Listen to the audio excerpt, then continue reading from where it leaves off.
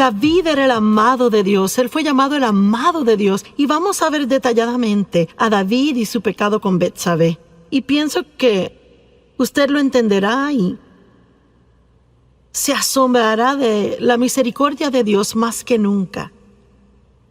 Segunda de Samuel 11, verso 1. Y aconteció que en la primavera, en el tiempo cuando los reyes salen a la batalla,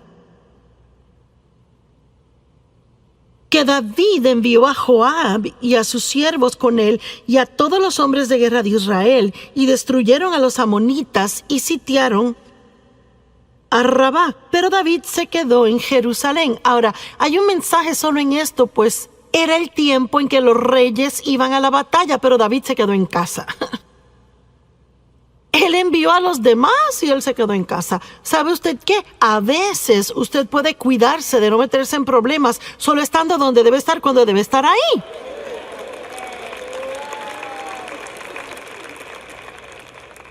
Y si debería estar en la iglesia el domingo en la mañana,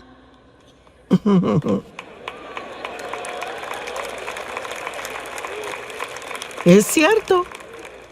Y me pregunto cuánta gente sinceramente pensó, pues no, yo no sé, quizás me regrese a la sesión de la tarde y yo no sé, quizás se comieron más donas de lo que se suponía y se cansaron y decidieron quedarse. O irse a casa. Bueno, yo no sé, quizás después se metan en alguna clase de lío en la tarde, caigan en tentación y se suponía que estuviesen aquí. Si hubieran estado donde se suponía que estuviesen, entonces no hubiera pasado. Es importante estar donde debe estar cuando debe estar, ¿verdad? ¿Cuántos deben de estar pasando el tiempo con Dios cada mañana antes de salir por la puerta y hacen otras cosas? ¿Tiene usted alguna idea de cuánto se evitaría así durante el día? Si usted está donde debe de estar cada mañana por un cierto periodo de tiempo, y no me importa si son 5 minutos, empiece el día con Dios. No trate de empezar por sí solo, porque si empieza por sí solo, no le va a gustar cómo el resto del día le salga. Nuestra fuerza se encuentra en Dios. Y una tarde, verso 2, David se levantó de su sofá y estaba caminando en el techo plano del palacio del rey, y de allí vio una mujer bañándose. Yo nunca me he bañado en el techo, pero aparentemente ellos lo hacían. Y me imagino que era un lugar bueno para bañarse, yo no sé. Y ella era hermosa en apariencia, y yo no sé, quizás David sabía que las damas se bañaban en los techos. Y quizás por eso fue a caminar en el techo, yo no lo sé. Pero de todos modos, tampoco me he ido a caminar sobre un techo. Así que puede que haya cosas más allá de lo que reconocemos.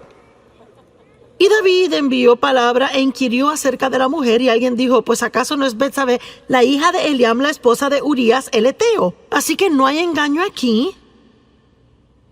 David sabe que es casada. Él sabe que ella le pertenece a otra persona. Él no está donde debe estar.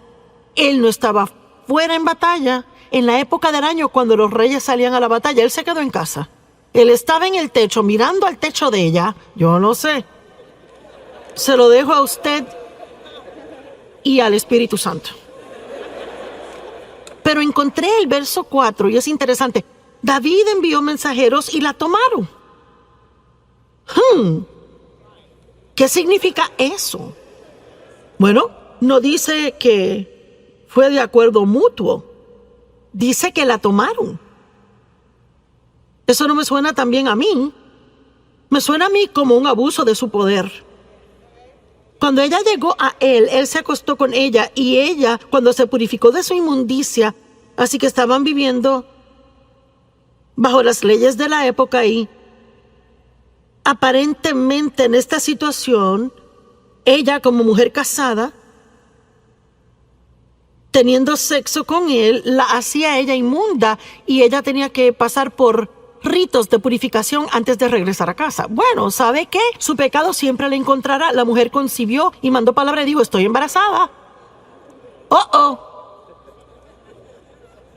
Y yo quiero que vean la profundidad de la depravación en que David, el amado de Dios, cae en esta situación. ¿Cuál fue su debilidad? Lujuria.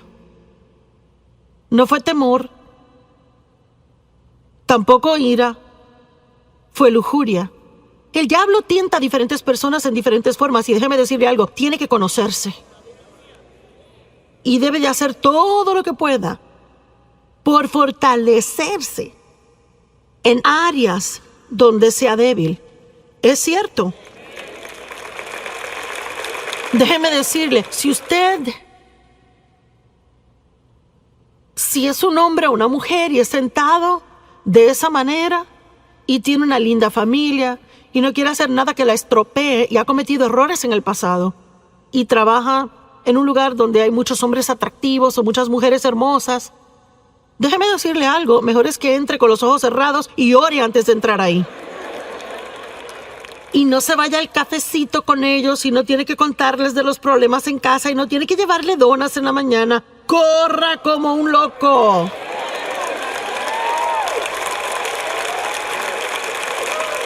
Y pasa, ¿verdad? ¿Cuántas personas dicen cómo terminé aquí? ¿Y cómo pasó esto? Pues poco a poquito. Unas muy diminutas dosis de engaño. Y hacemos unas muy pequeñas concesiones sin prestar atención a lo que el Espíritu Santo está diciendo cada paso del camino. Y luego, sin darse cuenta, está metido en un gran lío y termina perdiendo cosas en su vida que eran muy preciosas para usted. ¿Verdad? Seamos más inteligentes de lo que hemos sido en el pasado. Amén. Verso 6. Luego David mandó a llamar a Joab diciendo: envíame a Urías el Eteo. Y David mandó a llamar al esposo de ella. Y Joab envió a Urías a David. Y cuando Urías vino a él, David comienza a hablarle de cosas a él, porque él tenía un plan aquí. Él quería meterlo en su casa, a pasar un par de noches con su esposa, con la esperanza de que tuviera sexo con ella, y entonces, aparentemente, ella se embarazaría por él, y David quedaría libre del todo. Y vemos confabulación, engaño, pecado sobre pecado sobre pecado. Y cuando Urías vino a él, David preguntó: ¿cómo está Joab? ¿Y cómo está el pueblo? ¿Y cómo progresa la guerra? No que le importara nada de eso, era una conversación inútil. Y David dijo a Urías: bueno, desciende a tu casa, lava tus pies, pasa un tiempo en casa. Urías salió del palacio del rey y un regalo fue enviado de parte del rey para él. Mire, déjeme darle hasta un regalito. Pero Urías, quien obviamente era un hombre de integridad, de un hombre leal, un hombre de carácter, él durmió a la puerta del palacio del rey con todos los siervos de su señor y no descendía a su casa. Cuando se lo contaron a David, mira que Urías no descendió a su casa. David dijo a Urías: ¿no acabas de llegar de una larga jornada porque no te fuiste a tu casa? Aquí vemos el carácter de Urías. Urías dijo a David: el arca de Israel y Judá está morando en chozas, refugios temporeros, y mi señor Joab y los siervos de mi señor están acampando en el campo abierto. ¿Debería yo ir a mi casa y comer y beber y acostarme con mi esposa? Por tu vida y la de tu alma, yo no haré esta cosa. En otras palabras, está diciendo: mis hermanos están allá sufriendo. El arca de Dios ha sido capturada. El nombre de Dios es profanado. Yo no puedo irme y disfrutar cuando todos los demás aún tienen dificultades. No lo haré. Verso 2. Entonces David dijo a Urías: bueno, quédate aquí hoy también y mañana te dejaré ir. Y Urías permaneció en Jerusalén ese día y el próximo. Pero David aún no ha terminado. David lo llamó a cenar y comió y bebió con él y así lo emborrachó. ¿Están siguiendo esto? Este es David quien escribió los Salmos. El amado de Dios que todos admiramos. Salmo 23. El Señor es mi pastor, nada me faltará. Por favor.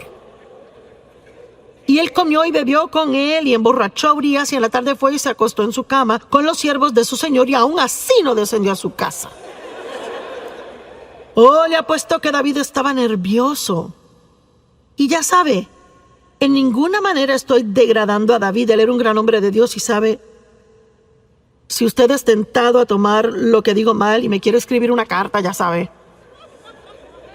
Estoy aquí tratando de probar un punto práctico. de que este hombre era un hombre normal y se hizo un gran hombre de Dios, pero él no era perfecto como hombre. Amén.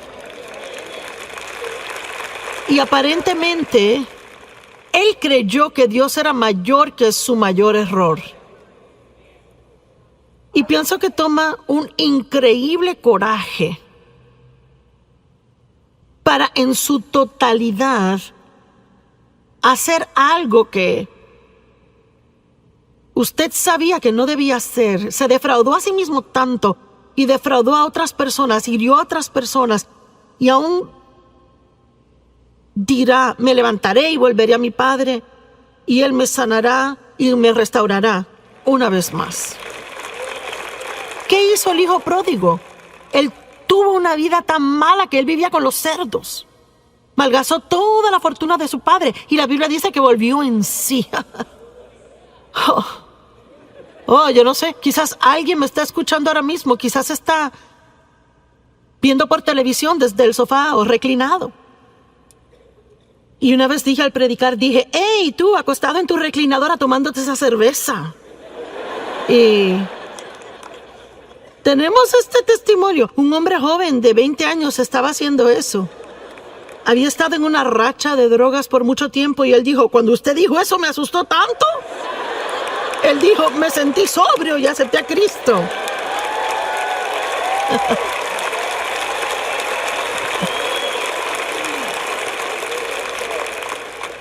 Así que sí, Dios puede parar una conferencia entera como esta solo para hablarle a usted. Y dejarle saber que no es demasiado tarde, que puede tomar una buena decisión ahora mismo y empezar a deshacer los efectos de todas las malas decisiones que tomó en el pasado. Amén.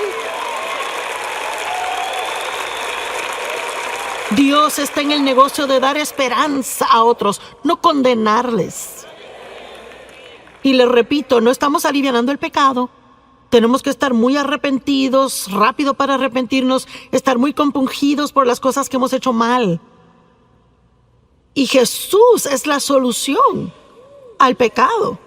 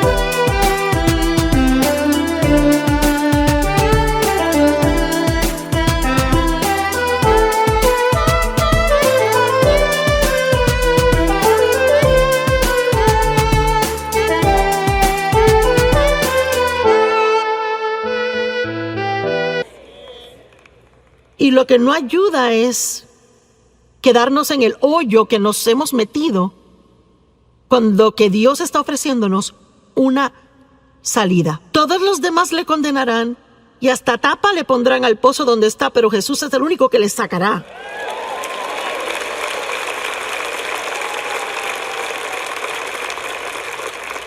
Y él escribió, David escribió una carta a Joab y la envió con Urías. Escribió en su carta, verso 15: pon a Urías en la fila de enfrente en la batalla recia y déjalo ahí a fin de que sea herido y muera. ¡Guau! Y sabe, he leído esta historia de David una y otra vez y es que nunca lo leí despacio como para ver esto bien y poder ver cuán asombroso Dios es y cuán misericordioso Él es. Y luego pasó todo un año y no se arrepintió. Ni siquiera se arrepintió hasta que el profeta lo confrontó contándole una historia. No voy a entrar en la historia. Y él realizó que él era el hombre en la historia de quien se trataba. y de momento fue confrontado. Y sabe, a veces podemos pecar terriblemente y podemos engañarnos tanto, podemos estar bajo tantas capas de excusas, ¿verdad? Y ya no encaramos lo que anda mal. Y quizás usted necesita hacer eso hoy. Quizás debe de dejar de poner excusas. Quizás debe dejar de culpar a otros. Y debe simplemente ver cara a cara la fealdad de lo que ha hecho. Pero eso no es algo malo, eso es algo bueno. Porque ese es un lugar de nuevos comienzos.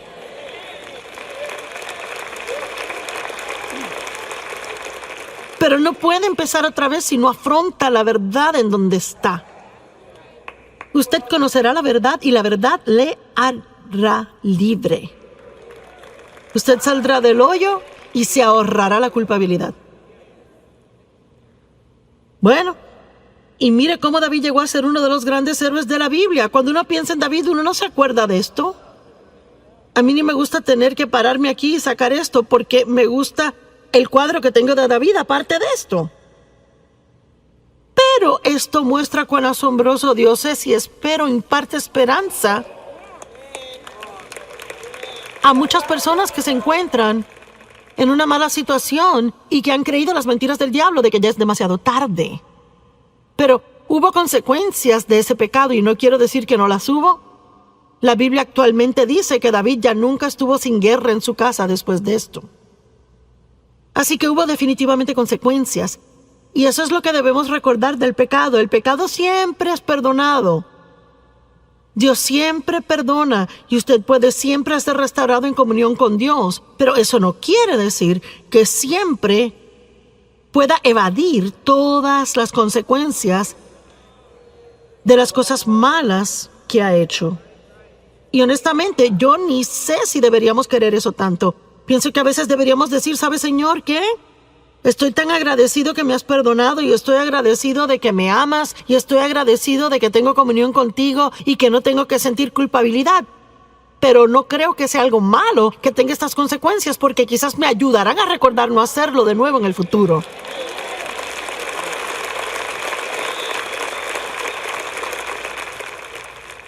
La Biblia dice en Proverbios que si su siervo no siente las consecuencias de su maldad, él lo hará otra vez. Por eso no se puede criar hijos y nunca permitir consecuencias por algo que hicieron mal y esperar que se comporten solo porque uno les dice. Yo siempre le daba a mis hijos mi palabra primero y si eso no funcionaba les tocaba las circunstancias.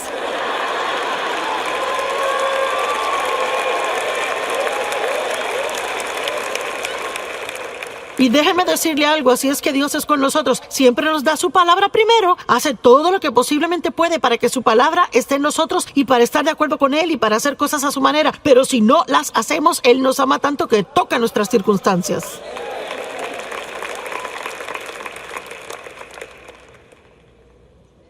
¿Qué tal Pedro? Vaya. Pedro, su debilidad era el temor. Moisés se enojó. David tuvo lujuria, Pedro temor. Pedro negó a Cristo 3 veces. Mintió 3 veces. Y luego se convirtió en uno de los más grandes apóstoles en la Biblia. Y un hombre respetado. Y escuchamos sus enseñanzas, leemos sus escritos. Dios lo usó en gran manera.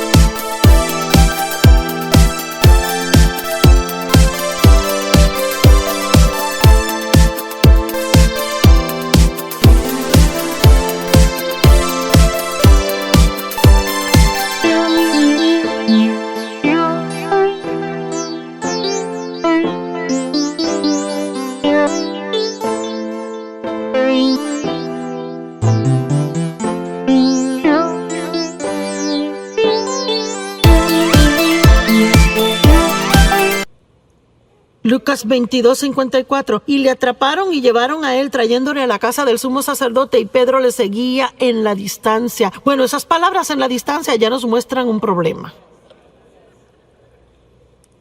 Vaya, en cuanto hubo problemas, Pedro se echaba para atrás y seguía con distancia. No quería que nadie supiera que él conocía a Jesús.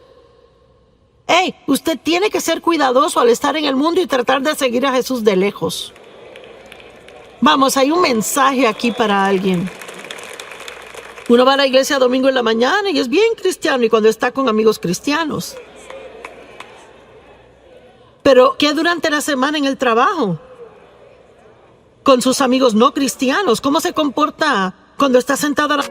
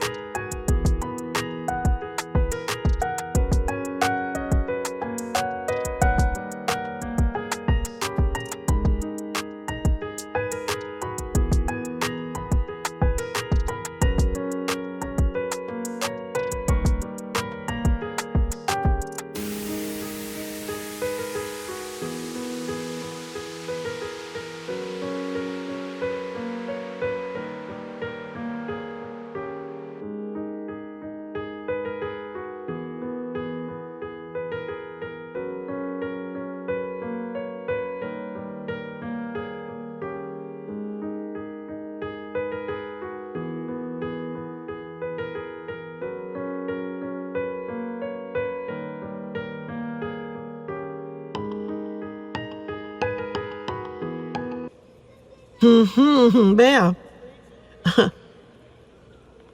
O cómo se comporta si se encuentra en la mesa comiendo en medio de un montón de chisme de la oficina. Bueno, yo ni voy a tocar eso, sigo. Usted sabe de lo que hablo, ¿verdad? Entonces podemos comenzar a seguir a Jesús a distancia. No queremos vernos religiosos. Y cuando hicieron un fuego en medio del patio y se sentaron, Pedro se sentó en medio de ellos. Y antes que nada, el Salmo 1 dice, no se siente a descansar y relajarse donde hay mofadores. Tiene que ser cuidadoso con quien se sienta.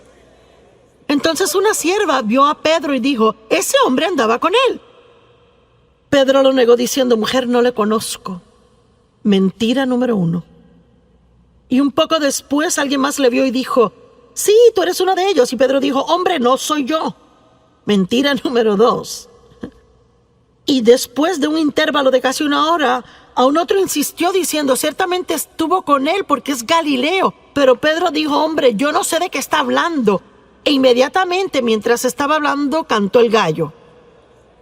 Que Jesús ya le había dicho que cantaría y que él le negaría 3 veces. Y Jesús dijo, Pedro, he orado por ti, pero en lugar de decir, oh, gracias Jesús, lo necesito. Yo soy débil y sin tu ayuda me desborono. En lugar de eso, Pedro dijo, yo nunca haría eso. Yo nunca haría eso. Es que yo moriría contigo.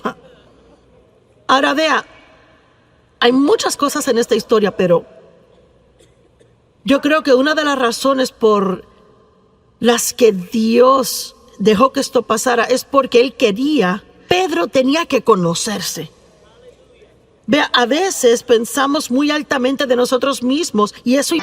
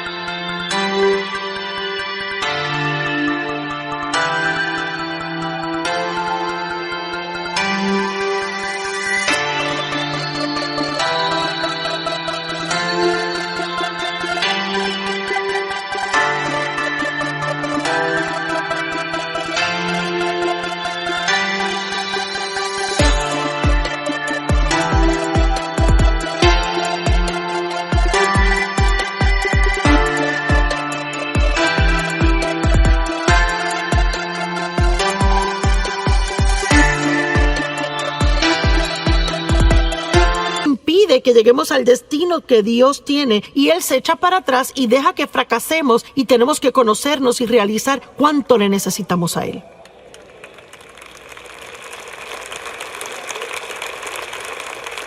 ¿Están aún conmigo? No se están perdiendo, ¿verdad?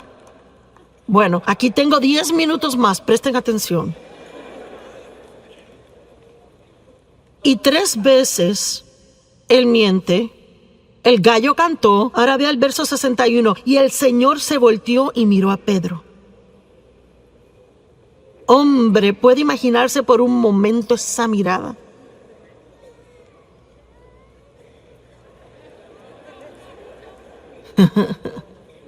¿Sabe? Es como la mirada de su madre. ¿Verdad? Una madre tiene esa mirada así.